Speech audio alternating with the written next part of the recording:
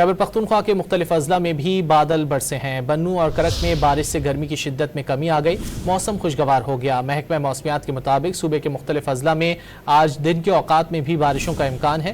محکمہ موسمیات کے مطابق ملک کے دیگر علاقوں میں آج موسم گرم اور خشک رہنے کا امکان ہے۔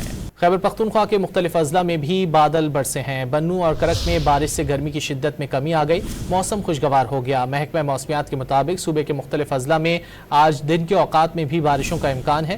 محکمہ موسمیات کے مطابق ملک کے دیگر علاقوں میں آج موسم گرم اور خشک رہنے کا امکان ہے۔